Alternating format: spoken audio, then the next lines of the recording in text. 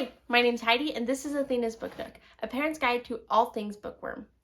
When I was growing up, it seemed like all that I did was read, whether it was to avoid doing chores, reading in the classroom, or just reading for fun.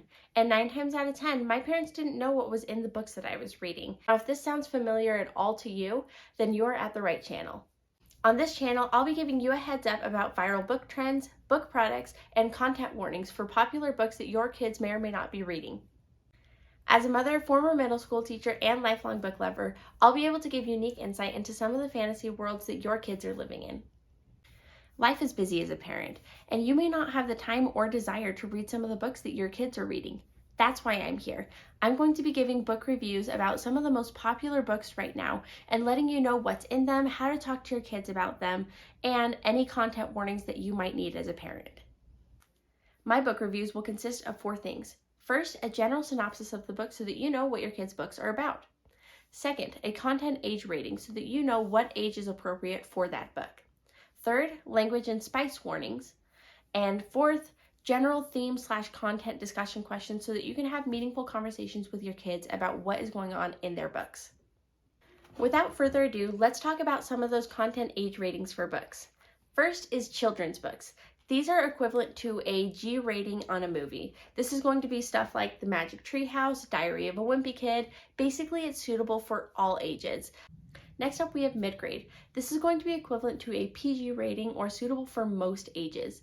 A lot of kids will start reading mid-grade books in late elementary school/early middle school, and that's because the protagonists are actually about their same age. After this point, the line does blur a little bit in how all of these books are going to be rated, but this is how I'm going to define them moving forward in my book reviews. Next up, we have some young adult books. This is going to be rated about PG, PG-13, kind of depending on the book. Now, just like mid-grade, these are going to revolve around a protagonist that is about the same age as the reader. So the target audience for these young adult books are 12 to 18 years old, so about middle school, high school age range. Because of that, you're going to see a lot of the themes that your teenagers are currently dealing with, such as potentially romance, self-discovery, mental health issues maybe, and a couple of examples of these books are going to be Shadow and Bone, Harry Potter, Hunger Games, Mistborn, a lot of books like that. One thing you should know about young adult books is that they often don't include graphic descriptions of language, violence, intimacy, stuff like that. However, the next level up usually does. So the next level up is going to be called new adult. Now, new adult often targets people ages 18 to 30. And because of that, a lot of times the ratings that I would give them is in between PG-13 and R. New adult books are going to feature a lot of the same things as young adult books, except they're going to include more graphic descriptions of maybe some spicy scenes, language, violence, because like I said earlier, you're actually targeting adults now rather than teenagers. And because the line does get a little bit blurry between some of these books that are being recommended all over the internet, it does help to know which one of these categories your books are fitting in to know whether there may or may not be graphic scenes of spice, language, violence, loss of innocence, stuff like that.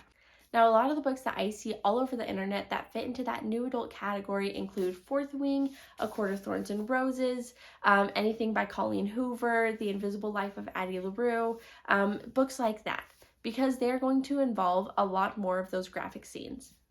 The last category I'm going to describe is the adult books. This is very similar to the new adult books, but the age category is a little bit more broad than just 18 to 30. So this is meant to be enjoyed by all adults. A lot of these books are rated adult because their themes are a little bit heavier than the new adult ones, and they're meant to be enjoyed by, again, a broader range. Some examples of adult books that I see often are The Stormlight Archive, Game of Thrones, Where the Crawdads Sing, The Help, basically books that you would be able to picture yourself or older audiences reading. Now remember, age doesn't necessarily define what type of books you should be reading. This is mostly a precaution so that you know what books your kids are reading.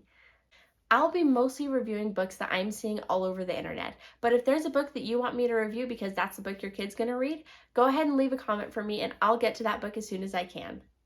I'll be posting videos like this regularly, so if you like what you see, make sure to subscribe, leave a comment, and like. Also, follow me on my Instagram and TikTok channels. I'll see you in the next video. Bye!